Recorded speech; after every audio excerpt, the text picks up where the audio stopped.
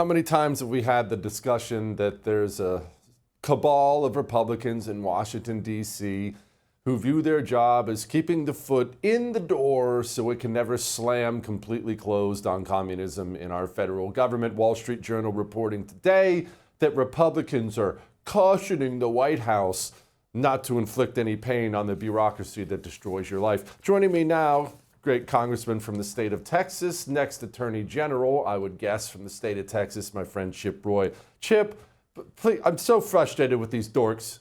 So look, here's the thing. Let's start with the positive. Donald Trump has laid out the direction that we need to go. House Republicans passed a funding bill that gets us into November. Not exactly what you and I would choose, right? A CR that's 7 weeks, 8 weeks long. I'd rather have appropriations bills. But the Senate doesn't let us do that. So from the positive standpoint, House Republicans united, the president's united, the president's out kicking ass on any number of ways, trying to help keep our country safe, brokering deals in the Middle East, working hard for our country. And now enter Senate Republicans. And the Senate Republicans decide they've got to tell us how it needs to be. You guys need to be kinder and gentler. Oh, don't let Russ Vogt go out and do his job to make sure that we're prioritizing spending the right way and restricting the wasteful spending and getting rid of bureaucrats, which is what, of course, President Trump wants to do and what a lot of Americans want them to do. And now the Senate Republicans are hand-wringing. Senate Republicans need to get out of the way. They need to let the president lead, let the House continue to work with the president and the willing participants in the Senate to do what we've been doing so far this year when we delivered on the big, beautiful bill, by the way, having to go and work around weak Senate Republicans. And we had to work through a lot of those issues, which is why we had 2 a.m. deals getting negotiated. But that's what we need to do now. Russ Vogt's doing a great job. He already popped New York Democrats on $18 billion of spending because they're all woke and DEI. He already hit $8 billion of additional Green New scam. He hit another $3 billion on some other wasteful spending. And if the Senate Republicans will just get out of the way, we're winning this fight. Look, the American people don't want the government shut down, but they also don't want wasteful spending, and they don't want illegal aliens to get health care. But more importantly, they don't want insurance companies to be enriched with a bunch of subsidies that were passed under COVID under Biden, and they want us to do our job. So the Senate Republicans just need to get out of the way. Chip, I've heard a lot of threats that government people are going to be fired, that we're going to fire all these bureaucrats, that government agencies are going to be fired. Okay, I understand there are procedures that people have to go through, and I know you're going to clarify that. When's that going to start? Well, as I said, Russ has already moved the needle by cutting a number of the programs I just described that were actually really important, the wasteful spending in New York and the Green New scams. Russ is prepared in the Office of Management and Budget, and I think many folks in the White House are prepared to move forward. But you've got these Senate Republicans who are trying to, micromanage all this from the Senate, and they say, oh, well, you got to be careful about what we're doing here. So they're the ones that are pumping the brakes. I hope that the president will just keep holding the line, keep moving forward. The American people are with us. We're keeping all of the core necessary functions of government moving forward as best as we can, while Democrats play politics with it. And look, I'm not you know me, Jesse, I'm not a company line guy. I'm going to just speak true to what I see. But I do think as a company line, as Republicans, the president is doing a good job moving all of this forward. The president and his great administration, they want to move a lot of this forward. The House is working hand in hand with the White House. The Senate, some of them are with us, but there's a block that are not with us here, and we need to move forward together so that we can win in the midterms by doing stuff. We can't just start playing politics and start hand-wringing, which is when Republicans lose. On healthcare, for example, we should be on offense. Healthcare is expensive because of Obamacare, because of subsidies, because of the meddling of government. Don't be afraid of that. I ran in a 4-point Republican race in 2020 against Wendy Davis, and I ran on healthcare freedom. I ran against Obamacare, and I won by 7 points in a 4-point district. And I actually outperformed, with all due respect, our great president. You can do it if you go on offense and you're confident with it, instead of crying in the corner about, oh my God, they're going to say pre-existing conditions. We can have a healthcare system that's affordable if we'll just go fight for it. Chip, I want to shift gears and talk about something that I find to be hilarious. Hakeem Jeffries, I understand he's a prolific fundraiser, which is why he's in the position he's in, but After this little exchange, it's finally convinced me he's just not up to the task. Here he was.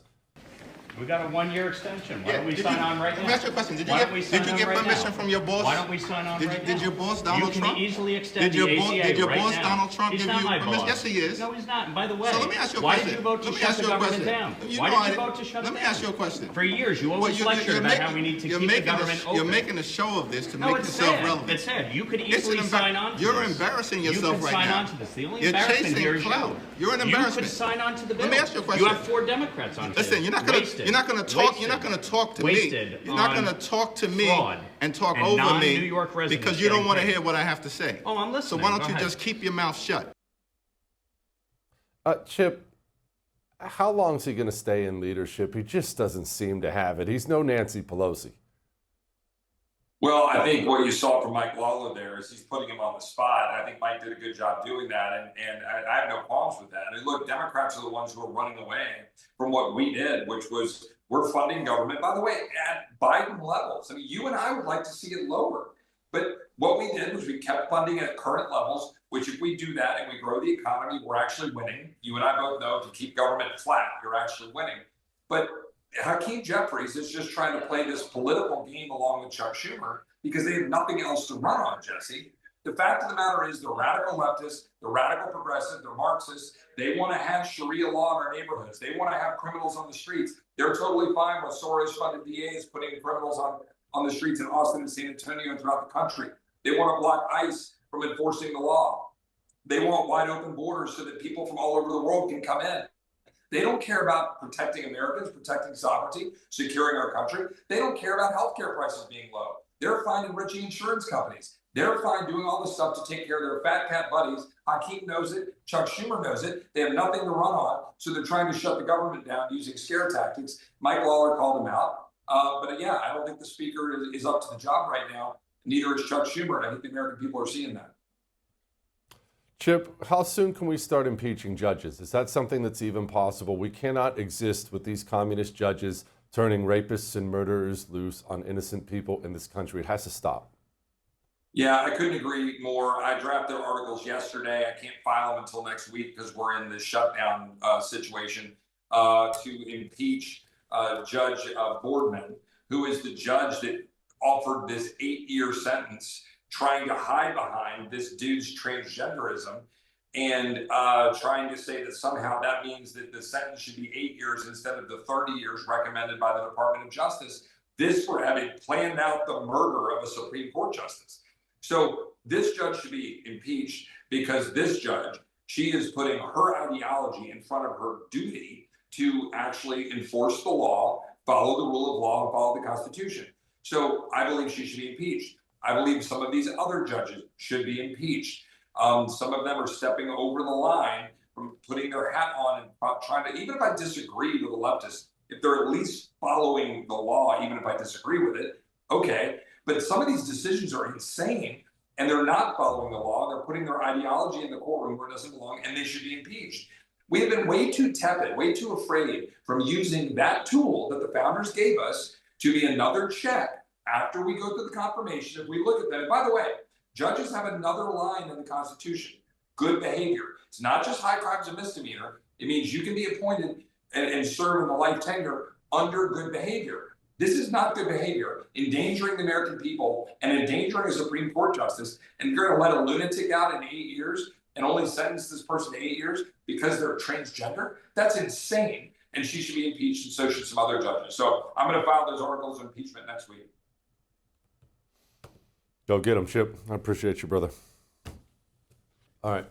I would thank you for coming to my YouTube channel, but I know how brilliant it is, and I know you love it here. So subscribe and watch. We're going to start really ramping things up and putting some funny stuff, some interesting stuff out there, some collaborations. Either way, my YouTube channel is officially the place to be.